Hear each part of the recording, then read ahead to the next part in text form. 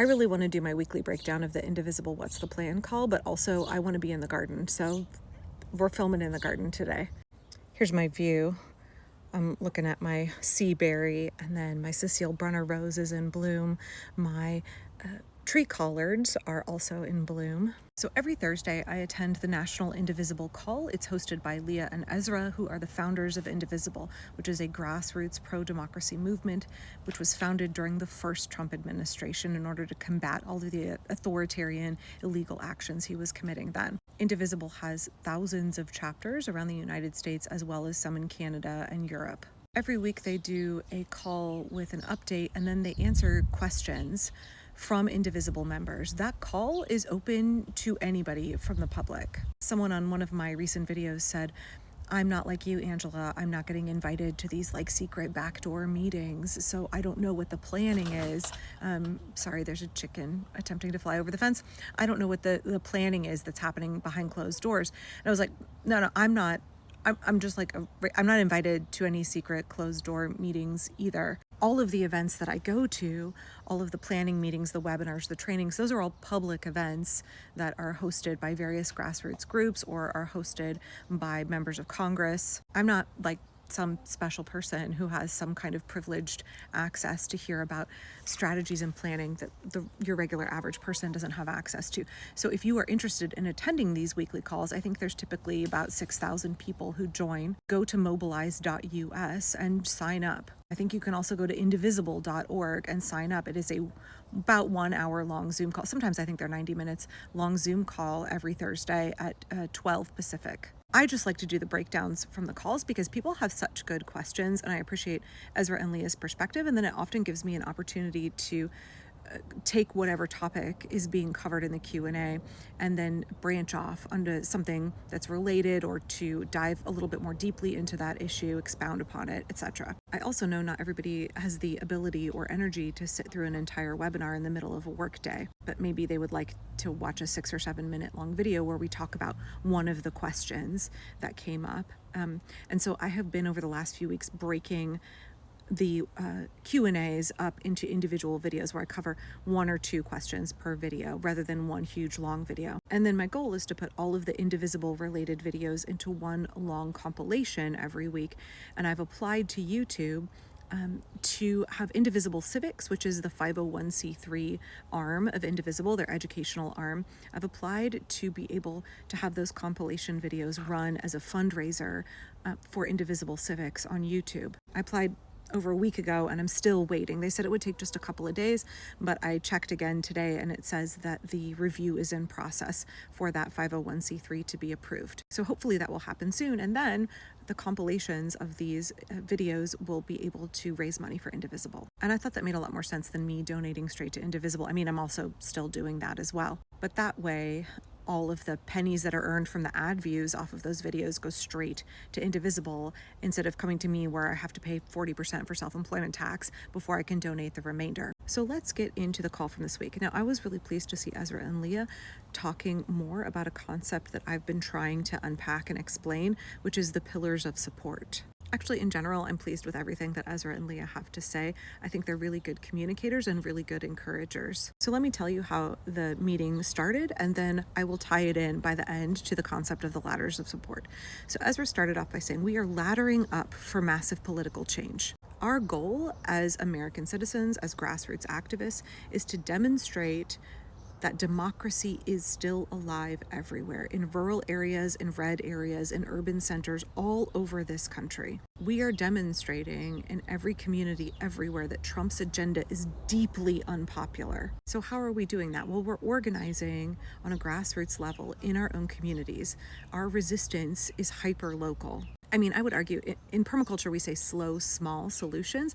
Starting small, starting really local, starting right out your back door in your own neighborhood, that is going to be the most effective for building strength and resilience. And that's also sort of the ethos of Indivisible, which is that you form your group in your own neighborhood and you try and influence the folks around you, influence your local politics, and you build a resistance where you are.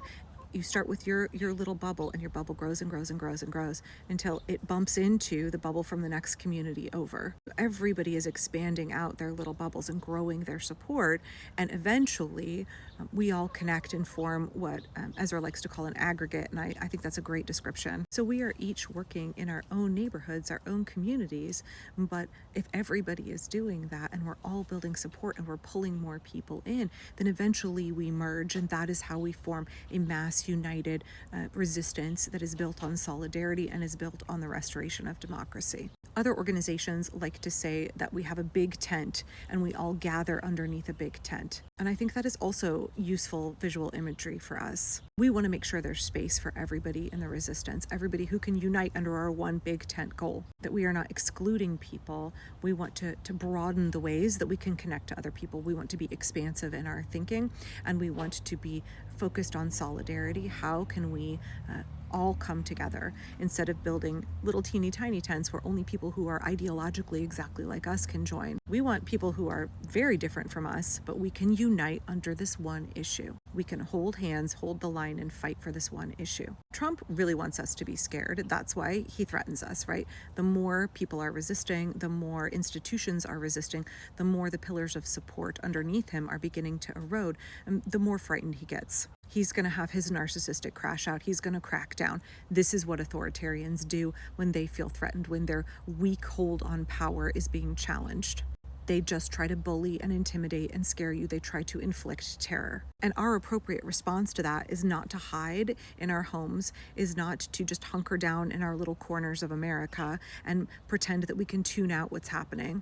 The correct response is to not fold like a chair and hope that Trump doesn't come for you while he comes for everybody else. Indivisible and the pro-democracy movement, because it's not just Indivisible, it is dozens and dozens of other grassroots organizations, unions, nonprofits, coalitions, even institutions, who are all saying, you are trying to scare us, you're trying to intimidate us, and that is not going to work. We are not going to hide in a corner. We are not going to pretend this is not happening. We're not going to put our heads in the sand. We are not going to attempt to appease you. We're not going to roll over. We are going to stand up and say, no, we will not be cowed.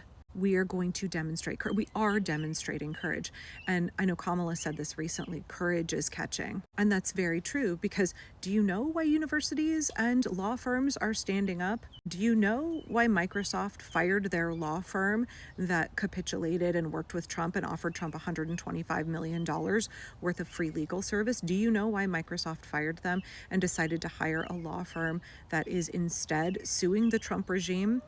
Because of public pressure. It's not because these institutions and these corporations are particularly ethical or moral. It's because they are watching the people stand up and have courage, and they're saying, oh shit, there's millions of people who are opposed to what he's doing. There's millions of people who are not on board with this. Well, if they can be courageous, then we need to be courageous. If they're standing up, then we know that we have the mandate to also stand up. Institutions and businesses, they follow what the people are doing, and your neighbors will follow what you're doing. We can't be bystanders here. This is our country. This is our future. This is our democracy. It is up to us to decide what happens next. It's up to us to write the future. And the more that we are confident in that, and the more that we are out in public, and the more that we are unashamed, unafraid, bold in what we're doing, the more that we are taking our rights, owning them, and exercising them, the more other people will find their courage. Courage is contagious. People will draw courage from what you are doing. The more people who find their courage and stand up together and hold the line, the more people who are outspoken against the horrors, the crimes, the illegal actions of this regime, the more that builds, the momentum builds.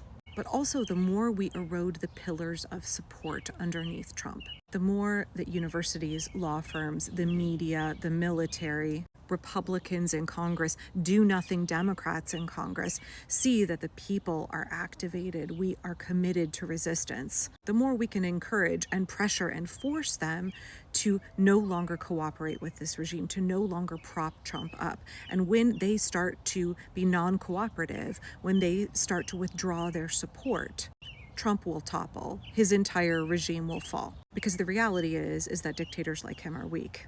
He's only able to stay in power and to function because there are folks currently holding him up. And a lot of them are waffling right now. And the more they see millions and millions of regular people who are standing up to this, the more they are going to say, the tide's a changing. I can see the writing on the wall, and I can no longer support what Trump is doing. That is how we gain victory.